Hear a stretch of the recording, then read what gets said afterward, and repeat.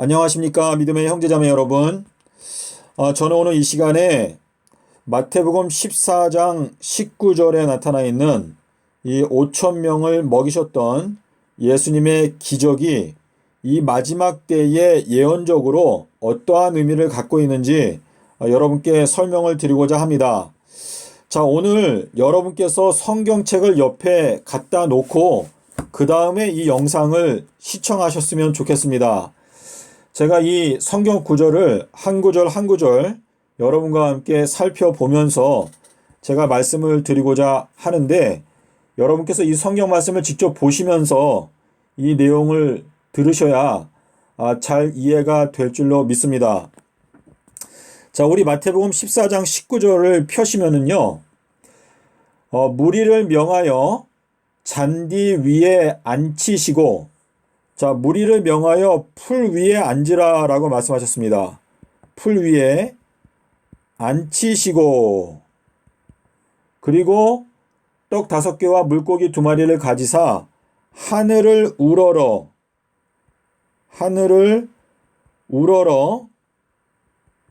축사하시고,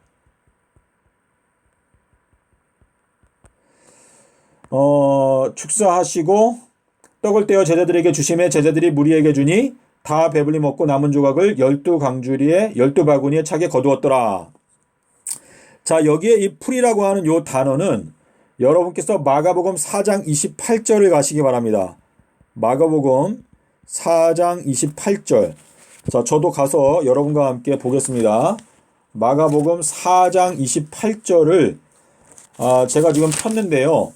여기에 보시면 이렇게 되어 있어요. 땅이 스스로 열매를 맺되 처음에는 싹이요, 그 다음에는 이삭이요, 그 다음에는 이삭의 충실한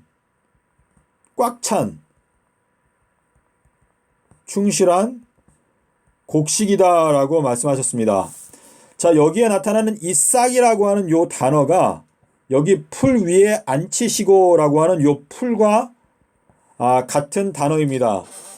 자, 그래서 풀 위에, 이 풀이라고 하는 것은 전혀 열매가 전혀 없는, 아직 이삭도 나오지 않은 싹을 말합니다. 싹. 자, 우리가 마태복음 24장에 보시면 너희가 무화과 나무의 비유를 배우라. 자, 우리 마태복음 24장에 어디에 나오는가 하면 마태복음 24장에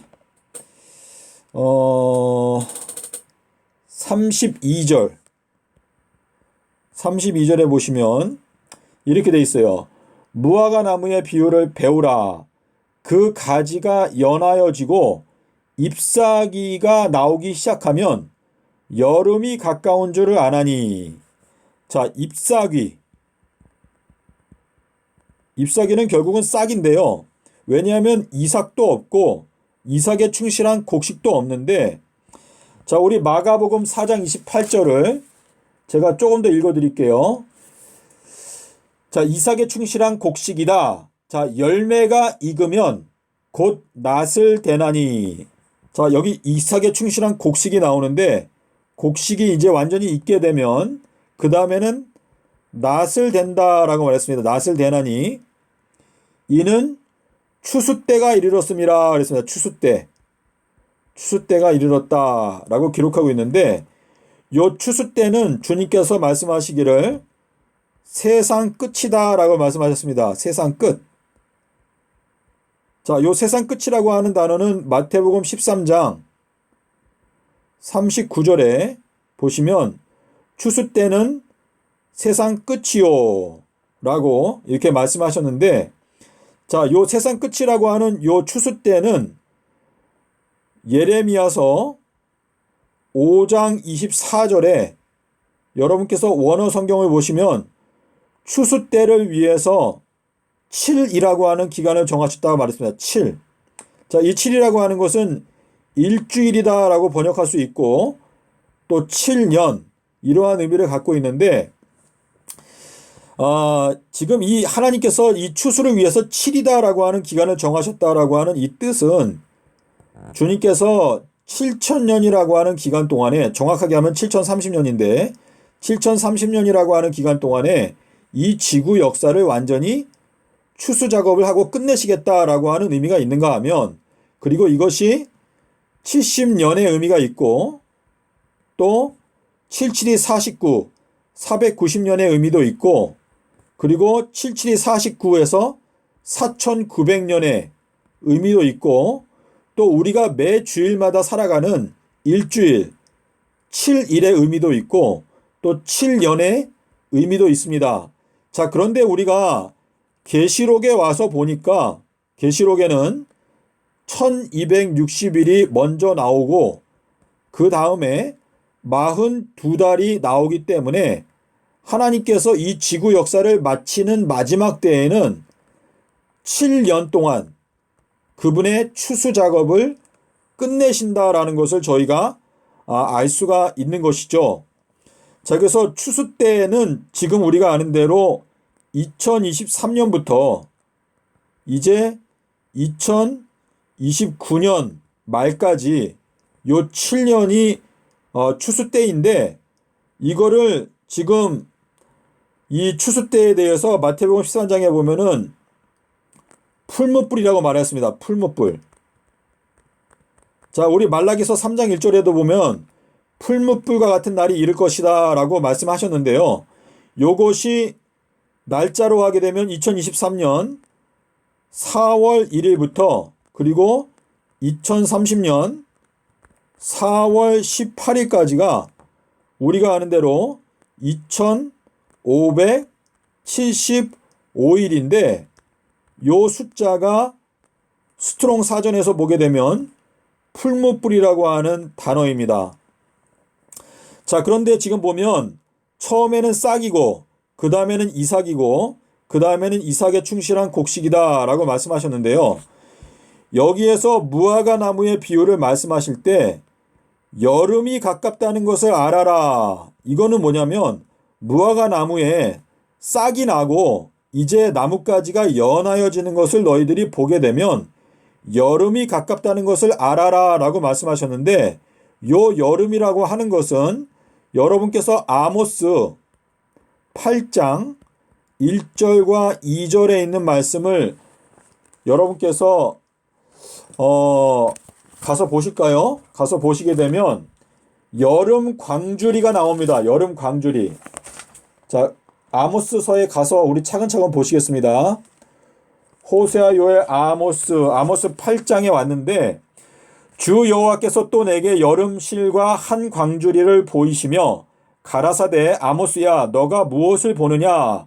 내가 여름실과를 보나이다. 여름실과 한 광주리를 보나이다. 여호와께서 내게 이르시되 내 백성 이스라엘의 끝이 이르렀은즉 내가 다시는 저를 용서치 아니하리니. 자, 이제는 더 이상은 용서가 없고 이제는 진짜 끝을 낸다 라고 하는 말씀을 하실 때, 여기 여름실과, 이 여름실과라고 하는 요 단어가 히브리어로 캐치입니다. 캐치인데, 요 캐치라고 하는 요 단어가 히브리어로 끝이라고 하는 의미를 갖고 있습니다. 그래서 지금 여름이 가깝다라고 하는 것은, 이 여름은 지금 2023년부터 2030년 4월 18일까지가 이제 여름이 되는 것인데, 성경에서는 보통 여름이 오기 전 계절은 겨울이라고 말하고 있습니다. 겨울. 자, 이 겨울이라고 하는 건 추운 때를 말하고, 이 겨울은 또 폭풍이라고 하는 의미가 있습니다. 폭풍.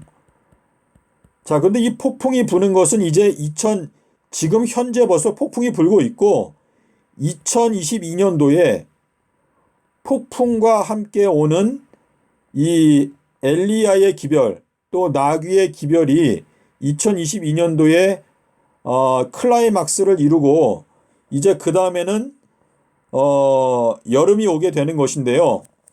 지금 잎사귀가 난다, 싹이 나기 시작한다라고 하는 것은 지금 현재를 가리키는 것입니다. 그런데 지금 현재 싹이 나고 그 다음에 이삭이 생기는 사람들이 결국은 하나님의 은혜를 입고 열매를 맺게 될 것인데, 자, 지금 여기 풀 위에 앉으라라고 말씀하신 것. 그래서 이것은 싹이 나고 있는 사람들에게 이제 말씀을 먹이신다라고 하는 의미가 되겠습니다. 그런데 싹 다음에는 이삭이고 그 다음엔 이삭 다음에는 이삭에 충실한 곡식이다라고 말씀하셨는데, 자, 여러분께서 지금 현재 어디에 가시는가 하면 마태복음 12장 1절을 보시기 바랍니다. 마태복음 12장 1절. 자, 마태복음 12장 1절에는 예수님의 제자들이 안식일에 밀밭을 지나가다가 거기에 있는 이삭을 잘라가지고 그 다음에 손으로 비벼서 먹었습니다. 근데 이 이삭을 먹는 얘기는 마가복음 2장에도 나오고 누가복음 6장 1절부터 5절에 나오는데, 거기도 여러분께서 읽어보시면 이 밀 이삭을, 자, 이삭은 이제 그 열매가 좀 익기 시작하는 시점을 말하는 것인데, 이 이삭을 비벼서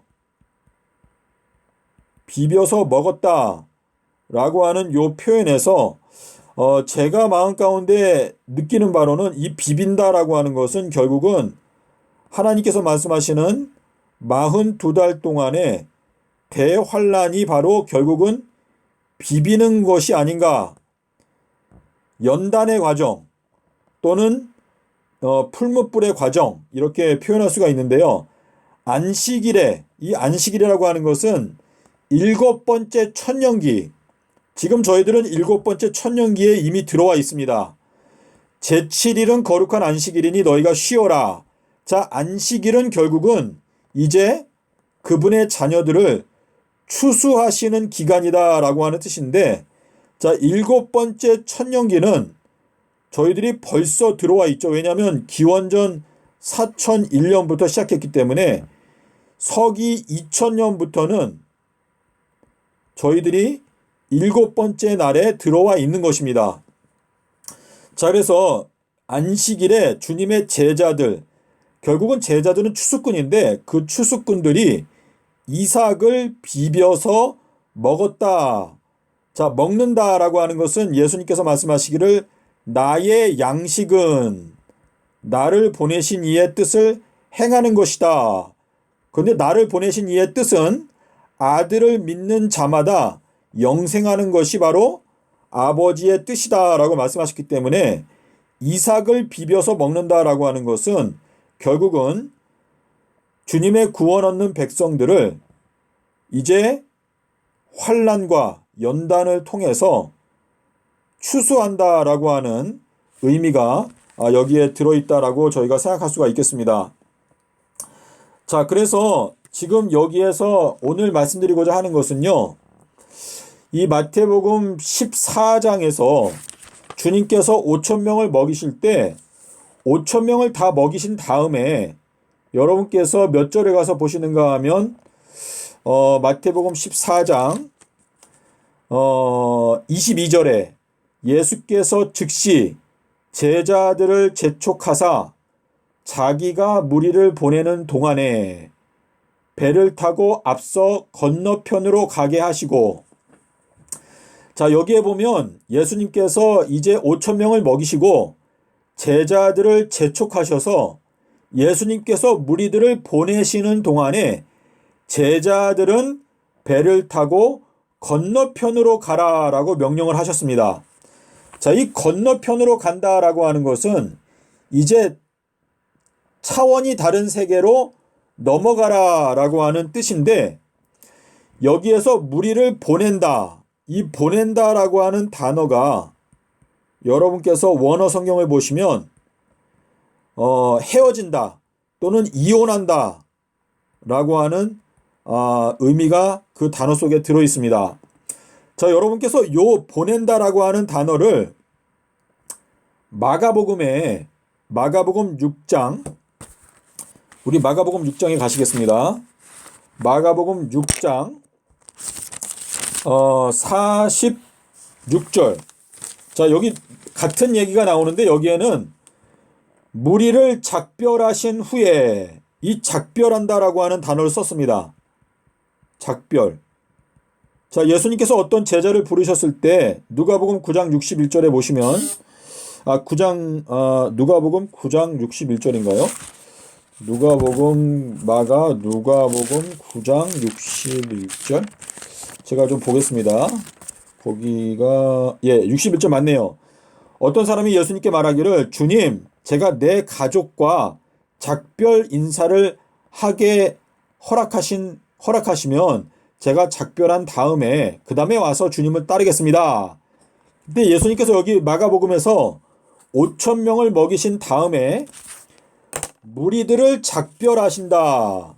자, 그래서 여기 마태복음에서는 이혼한다라고 말씀하셨고 마가복음에서는 무리들과 작별하신 다음에 산에 올라가셔가지고 혼자 기도하셨다라고 기록하고 있습니다. 자, 그래서 지금 이 무리와 작별한다. 자, 제자들이 된 경우에는 제자들에게는 너희들은 배를 타고 건너가라. 자, 이 배라고 하는 것은 구원의 방주를 말하는 것인데 너희들은 구원의 방주를 타고 이제 바다를 건너서 건너편으로 가라 라고 말씀을 하시는 것입니다. 자, 그래서 지금 여기에서 마태복음 14장이죠. 14장에서 무리를 이제 작별을 하시고 배를 타고 가고 있는데 밤 4경에 예수님께서 이제 무리를 걸어서 제자들에게 오셨습니다. 자, 예수님께서 재림하시는 시점은 밤 1경, 또 2경, 또 3경, 또 4경 이렇게 네 가지 시간이 주님께서 오실 수 있는 가능성이 있는 시간이다라고 말씀하셨는데 요 내용을 주님께서는 저물 때 또는 밤중에 또는 닭 울 때 또는 새벽에 라고 말씀을 하셨고 그리고 요 같은 얘기를 사도행전에서는 첫 번째 감옥, 첫 파수. 자, 원어에 보시면 첫 감옥이라고 되어 있습니다. 감옥. 자, 여기에 경이라고 하는 요 단어가 헬라어 원어를 살펴보시면 이게 감옥이라고 되어 있습니다. 감옥. 또는 파수. 또는 감시. 이렇게 되어 있는데 첫 번째 감옥을 지나고 그 다음에 두 번째, 둘째 파수를 지나서 성으로 연결되어져 있는 철문에 이르렀을 때 그 철문이 저절로 열려가지고 베드로가 그 감옥에서 나오게 되었다라고 기록하고 있는데요. 자, 요 내용을 여러분께서 지금 차근차근 보시려면 사도행전 12장 여러분께서 사도행전 12장에 가셔서 사도행전 12장에 오시면 10절 이거는 사도행전 12장 10절부터 있는 내용이고 그리고 누가복음 12장 38절 누가복음 12장 38절 자, 누가복음 12장을 가서 보시겠습니다. 누가복음 12장 38절에 가서 보시면 예수님께서 여기 말씀하시기를 주인이 혹 2경에나 혹 3경에 이르러서도 그 종들이 띠를 띠고 등불을 켜고 서 있는 것을 보게 되면 그 사람들은 복이 있을 것이다. 자, 허리에 띠를 띠고 등불을 켜고 서 있는다라고 하는 것은 예수님께서 등불은 침례 요한이다라고 말씀하셨습니다. 자, 침례 요한은 엘리야의 기별인데 침례 요한이 전했던 기별은 주의 길을 곧게 하라 라고 하는 기별이거든요. 그래서 지금 사실상 우리들은 지금 현재 1경에 있습니다. 저희가. 그래서 1경에 있는 동안에도 저희가 허리에 띠를 띠고 등불을 켜고 서 있어야만이 저희가 주님께서 혹 방문하셔서 저희들을 칭찬하신다라고 하는 의미가 되는데요. 여기 누가복음 12장 37절에 보시면 주인이 와서 너희들이 깨어 있는 것을 보게 되면 그 종들은 복이 있을 것인데 내가 진실로 너희에게 이르노니 주인이 띠를 띠고 그 종들을 자리에 앉히고 나와서 수종 들게 될 것이다 라고 말했는데, 여기에서 말씀하시는 이 37절, 누가복음 12장 37절에 나오는 이 주인은요, 이 주인은 청지기를 말합니다. 청지기. 집 맡은 사람. 자, 그래서 지금 여기 누가복음 12장 37절을 여러분께서 원어 성경으로 보셔야 되는데, 누가복음 12장 37절에 제가 원어를 다시 한번 살펴보겠습니다. 여기에 보시면은 누가복음 12장 37절, 여러분께서 마태복음 24장과 함께 보셔야 되는데요.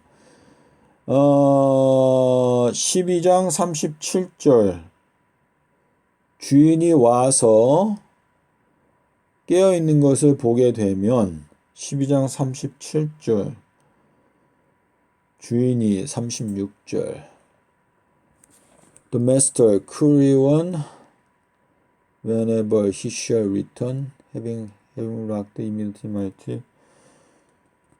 도적이, 집 주인이,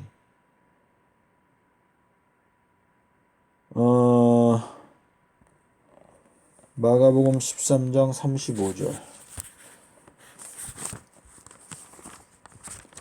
여러분, 제가 이 내용을 좀 확인할 때까지 잠깐 중지하겠습니다. 제가 지금 이 내용을 확인해 보니까요, 누가복음 12장 38절에 나오는 주인, 38절에 나오는 주인은 우리가 39절을 보시면, 39절에 너희도 아는 바니 집 주인이 만일 도적이 어느 때에 이럴 줄 알았다면, 여기에 주인이 나오고 여기에 그 다음에 도적이 나오죠. 도적.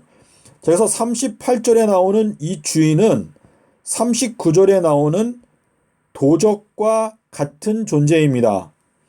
예수님께서 내가 도적과 같이 오겠다라고 말씀하셨는데, 여러분께서 이 내용을요, 올바로 이해하려면은, 상당히 오랜 시간 동안에 이 용례들을 원어 성경으로 자세하게 살펴보셔야 예수님께서 우리에게 말씀하시고자 하는 메시지가 무엇인지 정확하게 알 수 있는데, 별로 많은 사람들이 이 원어 성경을 보지 않기 때문에 여러분께서 제가 드리는 이 설명을 똑바로 이해하는 게 그렇게 쉽지는 않을 텐데요.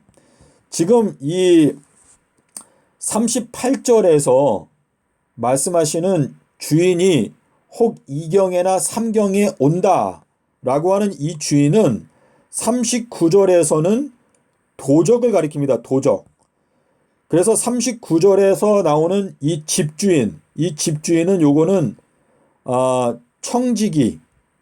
청지기를 말하는데, 제가 신약 성경을 다 살펴봤을 때 제가 지금 구절이 어느 구절인지는 생각이 안 나는데요. 이 예수 그리스도께서도 청지기로 일하셨습니다. 예수님은 우리가 베드로서에도 보면 나오는데, 예수님은 감독이셨고 또 목자이셨고 또 사도이셨고 또 청지기이셨습니다.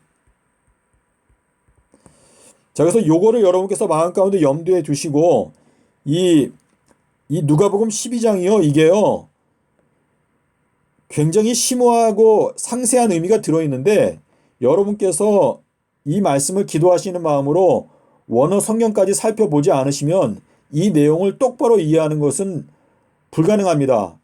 그래서 여기에서 지금 이 주인이 와서 띠를 띠고 너희들을 수종될 것이다 라고 하는 이 주인이 예수 그리스도의 영을 가리키기도 하고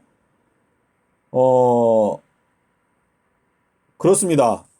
자, 근데 제가 이거를 여러분께서 기도하시는 마음으로 이 말씀을 읽으시면 점점 이제 밝히 이해하게 될 줄로 믿습니다. 자, 그런데 누가복음 12장 38절에는 이제 지금 1경, 2경, 3경, 4경 요렇게 말씀을 하셨죠. 그리고 우리가 요 내용을 마태복음 14장 25절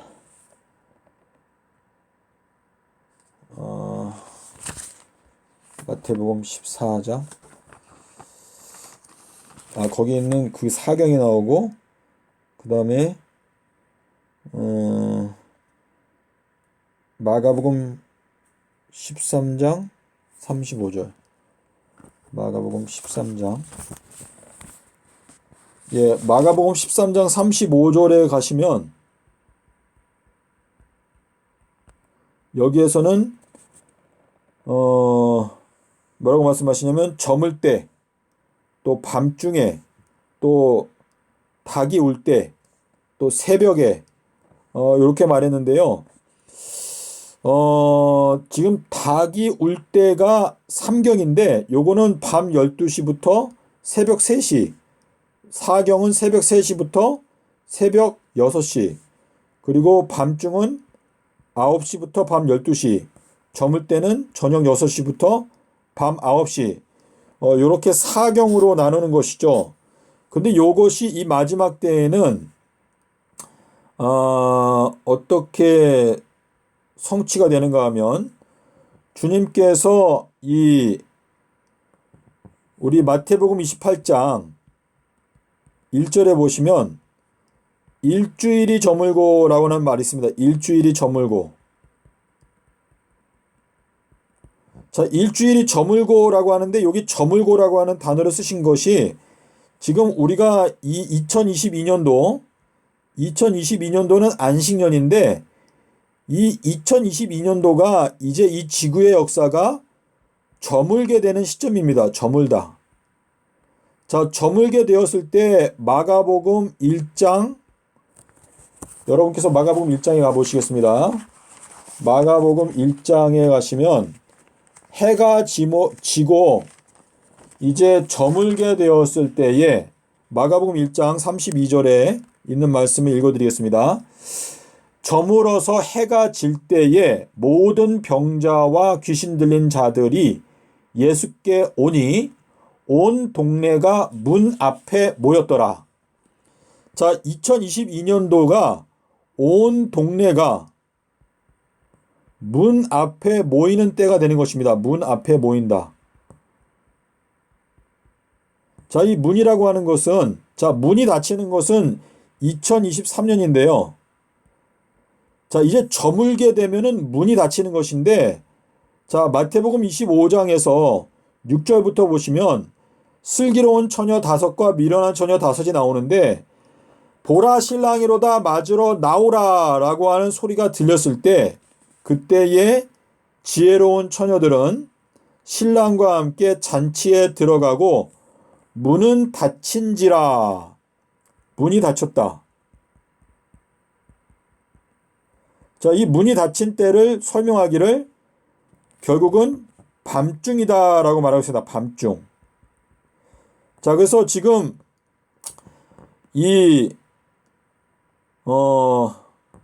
저무는 때는 이제 문이 닫히기 직전이기 때문에 병든 자들이 다 문 앞에 모인다라고 이렇게 기록이 된 것이죠. 그래서 이 저물 때는 결국은 2022년도에 끝나고 그 다음에는 2023년도부터는 이제 밤중이 시작되고 그 다음에 닭이 올 때 제3경은 2026년부터 2029년까지 요때가 제3경 그리고 제4경은 주님께서 재림하시는 때 2030년이다 라고 여러분께서 이해하시면 될 것 같습니다. 자, 그러면 우리가 마태복음 14장으로 가서 마태복음 14장으로 다시 돌아가서 마태복음 14장에서 여러분께서 이 마태복음 14장에서 보시면은 예수님께서 이 무리들과 작별했다, 무리들을 보냈다 라고 말씀하시는데, 이 보냈던 무리가, 자, 우리 요한복음 6장으로 가시겠습니다. 요한복음 6장. 요한복음 6장에 똑같은 이야기가 나오는데요. 그 보냄을 받았던 무리들이 다시 돌아왔을 때 예수님께서 뭐라고 말씀하셨냐면, 너희들이 나를 찾는 이유는 표적을 받기 때문이 아니라 먹고 배부르기 때문에 나를 찾는 것이다 라고 말씀하셨는데, 결국 주님께서 이 무리들을, 자, 요한복음 6장에 26절에 예수께서 대답하여 가라사대 내가 진실로 진실로 너희에게 이르노니 너희가 나를 찾는 것은 기적을 받기 때문이 아니라 떡을 먹고 배불렀기 때문이다 라고 말씀하셨습니다. 자, 이 말씀은 어제 무리들을 보내셨다, 무리를 보낸다, 무리들과 이혼했다 라고 하는 말씀은, 그 무리들은 주님의 말씀을 듣고도 예수님의 제자가 되기로 모든 것을 버리고 주님을 따르지 않았기 때문에, 제자들이 되게 되면 배를 타고 건너편으로 건너가라 라고 하는 축복을 주시지만, 이 떡을 먹고 말씀을 먹고도 그 말씀에 의해서 주님의 제자가 되기로 결정을 하지 않게 되면 결국은 주님께서 그들과 이혼하시기 때문에, 주님께로부터 이혼을 당하게 되면 그 사람들은 표적을 보고 표적을 깨닫고 주님을 따르는 것이 아니라 배가 부르기 때문에 물질적인 이득을 위해서 주님을 따른다. 자, 표적을 깨닫는다. 주님께서 주시는 표적은 요나의 표적밖에 없다라고 하셨는데요. 이 요나의 표적은, 자, 예수님께서 떡을 가지사 하늘을 우러러서 축사하셨다. 이 하늘이라고 하는 것은 마태복음 24장에서 30절에서 하늘에 번개가 번쩍인다 라고 말씀하셨는데, 하늘의 인자의 징조가, 인자의 기적, 인자의 표적이 번쩍인다, 그것을 보여주기 위해서 주님께서 축사를 하시고 떡을 떼어서 주셨는데, 그 떡을 먹고도 주님의 제자가 되기로 결정을 하지 않으면 주님께로부터 이혼을 당하게 되고 결국은 배가 부른 것을 위해서 신앙을 하게 된다라고 하는 의미가 여기에 들어있는 것이죠. 자, 그래서 우리가 제자가 되는 조건은요, 자기 자신의 목숨까지도 미워하고, 그리고 자기의 모든 소유를 다 버려야 하고, 그리고 자기 자신을 부인해야 되고, 그리고 십자가를 지고 그 십자가에서 죽어야 합니다. 자, 그래서 주님께서 우리들을 위해서 모든 것을 버리고 이 땅에 오셨습니다. 우주의 보좌를 버리고 이 땅에 오셨는데, 우리들이 주님과 함께 혼인 계약에 들어가기 위해서는 우리들도 우리 자신의 의지를 버리고 우리들의 소유를 버리고 우리 자신을 부인하고 십자가에 죽어야만이 우리가 주님의 제자가 될 수 있다라고 말씀을 하셨습니다. 자, 제가 한 34분 정도 지금 말씀을 드렸는데요. 여러분께 이렇게 성경 말씀을 설명을 드리는 것이 여러분께 유익하다라고 판단이 되시는 분들은 댓글을 좀 남겨주시면 좋겠습니다. 지금 제가 사실 드릴 말씀이 더 있는데 조금 더 말씀을 드려보겠습니다. 마가복음 6장에 가시겠습니다. 마가복음 6장 45절인데요. 자, 지금 마가복음 6장 45절이 중요한 이유는 여기에 5,000명을 먹이고 나서 무리들과는 이별, 작별을 고하시고 46절에 45절부터 보시겠습니다. 예수께서 즉시 제자들을 재촉하사 자기가 무리들을 작별, 이혼하는 동안에 너희들은 배를 타고 건너편 벳세다로 가라라고 말했습니다. 벳세다. 자, 이 벳세다라고 하는 거는 어부의 집이다라고 하는 뜻입니다. 어부의 집. 자, 주님께서 제자들을 부르실 때 다 그런 건 아니지만 그들의 직업은 어부였더라라고 말씀하셨고, 자, 그리고 베드로, 요한, 야고보, 주님께서 제자들에게 뭐라고 말씀하셨죠? 너가 이후로는 이제는 사람을 낚는 어부가 될 것이다 라고 말씀하셨는데, 지금 마가복음 6장 46절에서 말씀하시기를 너희들은 건너편 배를 타고, 이 배라고 하는 것은 구원의 방주라고 이해하시면 되겠습니다. 구원의 배를 타고 너희가 건너편으로 건너가서 벳세다 어부의 집으로 가라. 그 뜻은 너희가 이제는 구원의 방주를 타고 차원이 다른 곳으로 건너가서 이제는 어부의 집, 물고기를 낚는, 사람을 낚는 어부의 직업을 너희가 이제 시작하게 될 것이다 라고 하는 의미에서 벳세다로 가라 라고 말씀하셨는데, 자, 예수님께서 공생애를 시작하실 때 마태복음 10장 16절에서 내가 너희들을 보내는 것이 양을 이리 가운데 보내는 것 같다라고 말씀하셨습니다. 자, 그래서 공생애 하시는 기간 동안에는 제자들은 예수님의 양이었습니다. 그리고 예수님의 종이었습니다. 자, 그런데 이제 예수님께서 십자가에 돌아가실 때가 가까이 되었을 때는 요한복음 15장 15절에서 내가 너희들은 이제 종이 아니고 친구라고 하는데 아버지의 모든 비밀을 내가 너희들에게 모두 알려주었다라고 말씀하셨습니다. 자, 침례 요한도 친구였는데 요한복음에 보시면 요한복음에서 요한이 말하기를 신부를 취하는 자는 신랑이지만 신랑의 음성을 듣게 되는, 신랑의 음성을 들을 수 있는 친구가 크게 기뻐한다라고 말을 하였습니다. 그것이 요한복음 1장에 나오는 것 같은데요. 요한복음 1장 1장이 아닌가요? 예, 제가 지금 구절이 정확하게 기억이 안 나서 여러분께 말씀을 못 드리겠는데,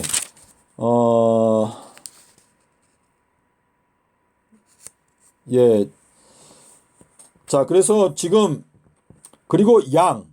자, 이 예수님의 제자들은 양이었지만 예수님께서 이제 부활하신 다음에 베드로에게 말씀하시기를 너는 내 양을 치라. 양을 목양하라. 이제 목자의 일을 하라라고 하는 말씀을 하신 것입니다. 자, 그래서 우리가 요한복음 10장에 보시면 뭐라고 말씀하셨죠? 문으로 들어가는 자가 양의 목자다 라고 말씀하셨는데, 주님께서는 우리들이 다 목자가 되기를 원하시는데 우리가 문으로 들어가지 아니하면 목자가 될 수 없다. 근데 이 문이라고 하는 것은 예수 그리스도를 가리키는데, 예수 그리스도께서 우리에게 주신 말씀을 우리가 깨닫게 될 때 결국은 우리가 그 문으로 들어가게 되는 것이고, 그렇게 되어야 우리가 양의 목자가 될 수 있다라고 하는 의미가 여기에 들어있는 것입니다. 자, 그래서 제가 요한복음으로 가보시겠습니다. 요한복음 6장인데요. 요한복음 6장에도 똑같은 이야기가 나오는데 여기에 보시면은 요한복음 6장 몇 절을 보시는가 하면 19절. 요한복음 6장 19절. 제자들이 노를 저어서 10여리쯤 가다가 라고 되어 있는데, 이 원어 성경에 보면 25 스타디온이나 30 스타디온쯤 갔을 때에 예수께서 바다 위로 걸어서 배에 가까이 오심을 보고 21절에 보면 이에 기뻐서 배로 영접하니 배는 곧 저희의 가려던 땅에 이르렀더라 라고 되어 있습니다. 자, 여기에 나오는 스타디온이라고 하는 것은 우리가 운동장을 스타디움이라고 부르는데요. 스타디움. 이 운동장 한 바퀴 도는 것을 1스타디온이라고 말합니다. 스타디온. 자, 그런데 여기에 25 스타디온, 30 스타디온이라고 하는 것은 지금 예수님께서 우리들에게 안식일이 되었을 때 우리들을 안식하기 위해서 우리들에게 먹여주시는데 지금 25 스타디온, 30 스타디온은 자, 7번째 날이 시작된 것은 AD 2000년부터 7번째 날이 시작이 되었습니다. 근데 7번째 날이 시작이 되어서 이제 예수님의 재림 때까지는 30 스타디온이 지나갑니다. 자, 주님께서 7번째 날에 우리들을 안식하게 하신다.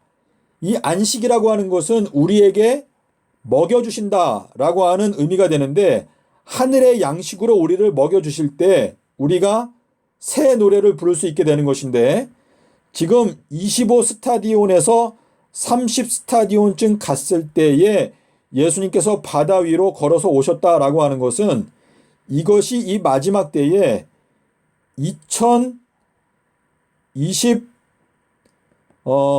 지금 이 시간으로 따져봤을 때는 2025년부터 그리고 2030년쯤 되었을 때, 근데 저는 여기 2025보다는 2026이 더 정확하다는 표현이 되는데요. 왜냐하면 이제 2026년도 이후부터 이제 철장 권세, 철문, 이 철문이 요때거든요. 제 3경. 그래서 요 3경부터는 우리가 계시록 14장에 보시면 자, 계시록 14장에 가서 읽어보겠습니다. 계시록 14장에 14장 13절에 보시면 지금부터 주님 안에서 죽는 자들은 복이 있다라고 말했습니다. 지금부터. 자, 여기에서 말하는 이 지금은요. 짐승의 표가 내려지는 짐승의 표의 환란이 시작되는 시점부터는 이제는 주님 안에서 죽는 자들은 복이 있다라고 하는 뜻인데 그것은 이 2026년도에 짐승의 표의 환란이 시작된 다음부터는 죽게 되는 성도들은 완전히 구원이 결정이 끝난 것이기 때문에 그 사람들의 경우에는 복이 있다라고 하는 의미가 됩니다. 그래서 2026년도 이전에 그리스도인들이 죽게 되는 것은 복이 있다라고 하는 복을 받을 수가 없죠. 2026년도 이전에 죽는다고 해서 구원받지 못한다라고 우리가 결정할 수 있는 것은 아닌데 지금 계시록에서 말하는 것은 2026년도에 우리가 성도들이 인침을 받습니다. 인침.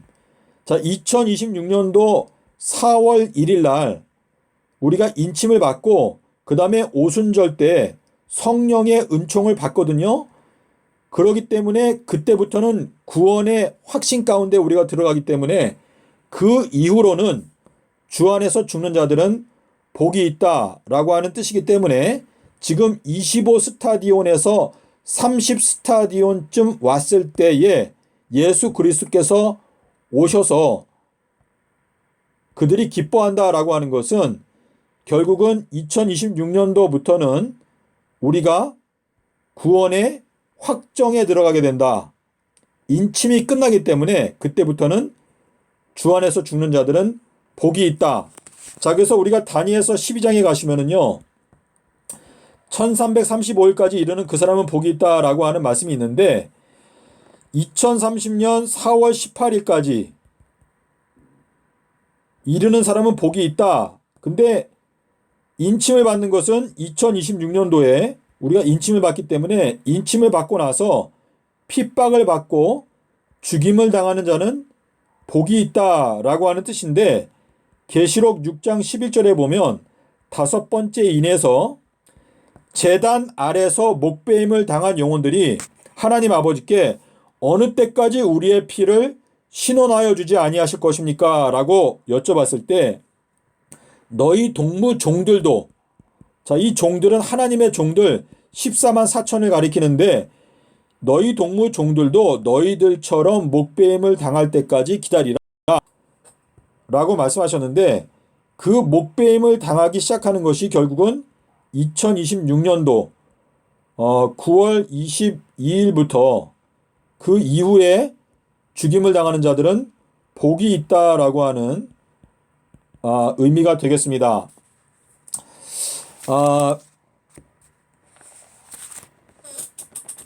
자, 그래서 지금 예수님께서 우리들과 이혼하시는 이유는 요나의 표적을 불신하는 것 때문에 이혼하시는데, 이 요나의 표적을 불신하는 것이 바로 음행, 그리고 이것이 성령 회방죄에 해당되기 때문에 바로 요나의 표적을 예수 그리스도께서 만물 위에서 내려오셔서 우리를 위해서 죽으시고 땅속에서 3일 밤낮 계시고 부활하셨다라고 하는 것을 믿지 아니하는 자들은 주님께로부터 이혼을 당하게 된다라고 하는 의미가 되겠습니다. 자, 그래서 지금 주님의 제자가 되면 우리가 어부의 집으로 건너가게 되는데, 우리가 요단강을 건너가게 되는 것이 2022년도입니다. 자, 2022년도에 요단강을 건너가는데 요 내용이 여호수아서에 가서 보시겠습니다. 여호수아서 4장 19절에 보면 아비벌 10일 날 요단강에서 올라왔다라고 말하고 있습니다. 요단강에서 올라왔다. 근데 이 아비벌 10일에 해당되는 연도가 2022년도인데, 지금 여호수아가 요단강을 건널 준비를 할 때 무엇이라고 말을 하는가 하면, 너희가 이제 여호수아서 1장 11절에 보시면 너희가 양식을 준비하라. 양식. 너희가 3일 안에 이제 요단강을 건너가게 될 것이다 라고 말했습니다. 자, 여기에서 양식은 영적인 양식을 말합니다. 물론 육적으로도 준비가 필요할 수 있겠지만은 지금 여호수아서 1장 11절에서 말하는 너희가 이제 3일 안에 요단을 건넌다 라고 하는 이 말은, 요 3일은 2020년부터 2022년도를 가리키는데, 요 2020년도는 요한복음 11장 54절이 가리키고 있는 시점이고, 2022년도는 요거는 요한복음 12장 12절에서 예수님께서 나귀를 타고 입성하실 때 너희들이 권고받는 날을 알지 못했다. 내가 너희들을 모으려고 한 것이 몇 번이냐? 자, 모으려 한다. 자, 이 모은다라고 하는 것을 예수님께서 말씀하실 때 내가 너희들에게 선지자들을 보내서 너희들을 모으려고 한 것이 도대체 몇 번이냐? 근데 이 선지자 엘리야의 사명이 끝나는 게 2022년도 말에, 정확하게 말하면 2023년도 3월 22일 날 엘리야의 사명이 끝납니다. 그래서 이 3일 동안에 양식을 저장하라. 이 양식은 말씀의 양식을 말하는 것인데, 이 말씀의 양식을 저장하지 아니하면 너희가 결국은 요단강을 건널 수 없다라고 하는 의미가 되겠죠. 그래서 지금 2020년, 2021년, 2022년을 누가복음 3장 17절에서는 뭐라고 말씀하시냐면, 내가 와서 3년 동안 내가 열매를 구하였지만, 죄송합니다. 13장 7절. 누가복음 13장 7절에서 내가 3년 동안 와서 열매를 구하였는데 열매를 맺지 않으니까 찍어 버려라 라고 하시는 것은, 지금 주님께서 오신 것은 2020년도에 요한복음 11장 54절에 보시면 여기 이렇게 되어 있습니다. 자, 요한복음 11장에 가서 보시겠습니다. 요한복음 11장이 중요한데, 요한복음 11장에 어디를 보시는가 하면 53절, 요한복음 11장 53절에 보면 이렇게 되어 있어요. 이날부터는 저희가 예수를 죽이려고 모의하니라. 자, 예수님을 죽이려고 이제 계획을 세우기 시작했다라고 하는 뜻인데, 이거는 자, 우리가 생각해 보세요. 2019년도 12월 달에 코로나가 왔습니다. 코로나. 자, 이 코로나라고 하는 것은 온역인데, 이 온역은 우리가 뭐 소문으로 알기로는 중국 실험실에서 이것이 만들어진 바이러스다라고 말하고 있는데, 2019년도부터는 예수님의 몸된 교회를 죽이기 위해서 이제 마귀가 계획을 세우고, 요한복음 11장 53절에서 말하는 대로 이날부터는, 다시 말해서 2019년도부터는 예수님의 몸된 교회를 죽이기 위해서 모의하였다. 모의. 자, 그래서 2020년도에는 그러므로 예수님께서 이제는 다시는 유대인 가운데 드러나게 다니지 아니하시고 빈들 가까운 곳인 에브라임이라고 하는 동네에 와서 제자들과 함께 거하셨다. 그래서 2020년도는 예수님께서 광야, 자, 광야는 말씀인데요. 광야 근처 하나님의 말씀을 가까이 하고 있는 에브라임이라고 하는 뜻은 열매가 풍성하다라고 하는 뜻입니다. 열매가 맺힌다. 그래서 열매가 맺히는 사람들의 가운데 와서 거하신다. 그래서 예수님께서 이 땅에 그분의 임재하심으로 오신 것은 2020년도에 벌써 오셨고, 2021년도, 2022년도 이렇게 3년 동안 열매를 구하시는 것인데, 2022년도까지도 처음에는 싹이고 그 다음에는 이삭인데, 이 이삭이 올라오지 아니하는 사람들은 2022년도에 그 제자들이 나뭇가지를 들에서 찍어내서 나귀 앞에 깐다, 나귀가 걸어가는 길 앞에 깐다라고 하는 것은 2022년도에 도끼가 이미 나무 뿌리에 놓였기 때문에 열매 맺지 아니하는 나무, 물침례를 받고 회개하지 아니하는 사람들은 전부 다 찍어서 나귀 앞에 깔리게 된다라고 하는 의미가 되겠습니다. 자, 그래서 지금 2020년, 2021년, 2022년 요게 3일인데요. 3일. 요 3일 동안에 우리들은 양식을 준비하라. 자, 양식을 준비한다라는 것을 지금 여호수아가 강조하고 있는데, 이 여호수아가 바로 히브리서에 나타나 있는 예수입니다. 예수. 여러분께서 원어 성경을 보시면 여호수아하고 예수님은 철자가 똑같아요. 그래서 여호수아가 너희들에게 만약에 안식을 주었다면 그 후에 다른 날을 말씀하지 아니하셨을 것이다 라고 하는 것은, 예수님께서 십자가에서 너희들에게 만약에 영생의 가나안 땅에 들어가는 것을 만약에 실행해 주셨다면 그 후에 다른 날을 말씀하지 아니하셨을 것이다 라는 뜻인데, 그 뜻은 뭐냐? 예수님께서 서기 30년도 4월 5일 날 십자가에서 죽으시는 그 순간에 너희들에게 하늘 가나안 땅으로 들어갈 수 있도록 부활을 시켜주시지 않았는데, 자, 이 4월 5일 날 부활한 사람들이 있긴 있죠. 이거는 예수님의 십자가 전에 아담 때부터 살았던 사람들 중에서 의인들이 이때 부활해서 주님과 함께 하늘로 올라간 것인데, 이 히브리서에서 말하는 것은 예수님께서 십자가에서 너희들에게 영원한 생명을 주시지 않았기 때문에 그 후에 또 다른 날짜를 말씀하신 것이다.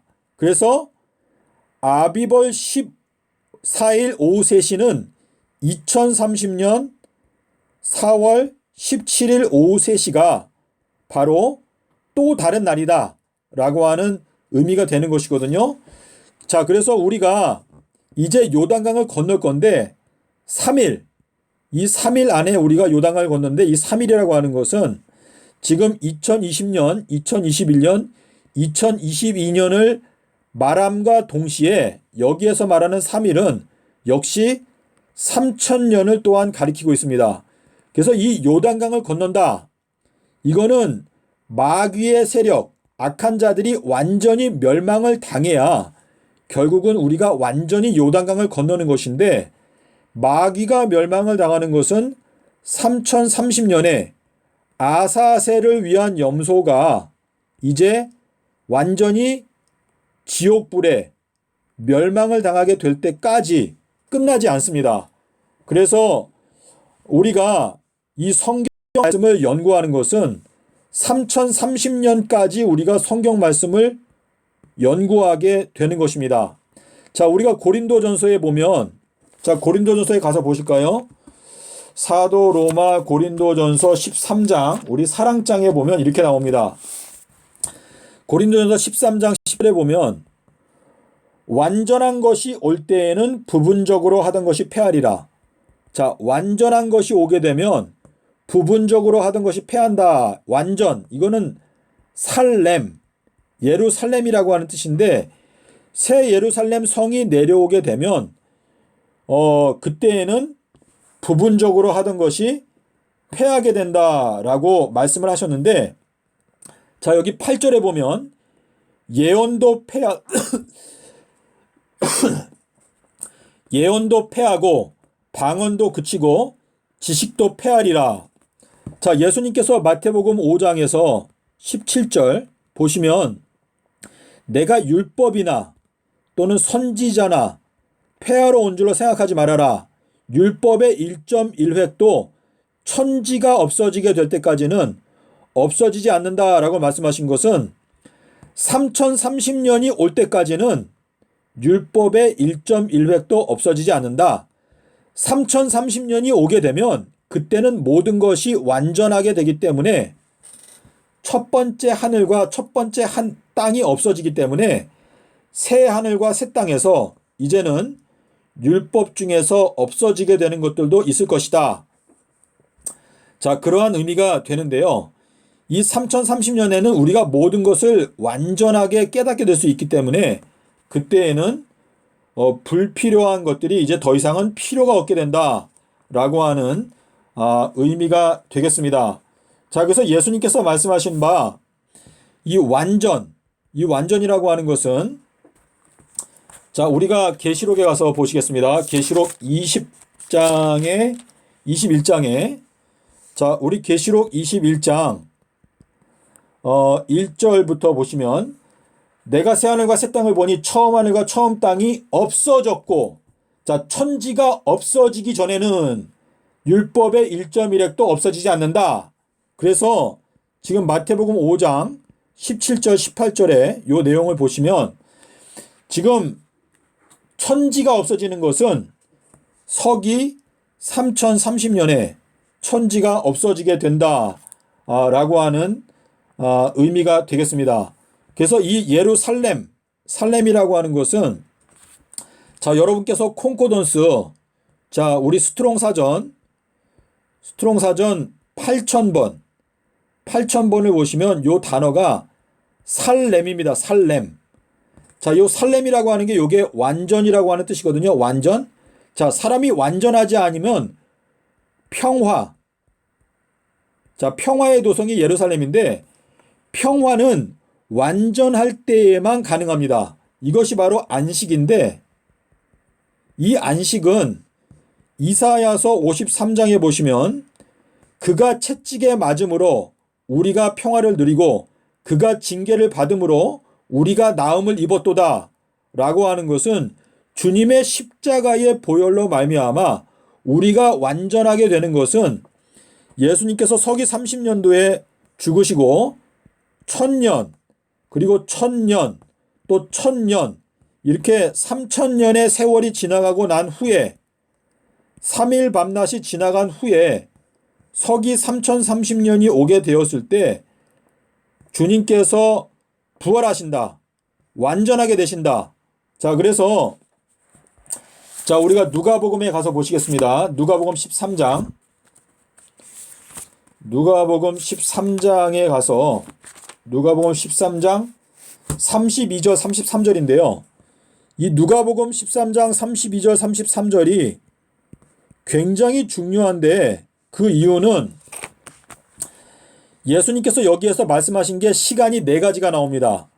오늘, 그리고 내일, 그리고 모레, 그리고 제3일 이렇게 나오는데 오늘과 내일은 내가 귀신을 쫓아내고 그리고 병자를 고치는 것을 내가 완료하겠다. 여러분께서 원어 성경을 보십시오.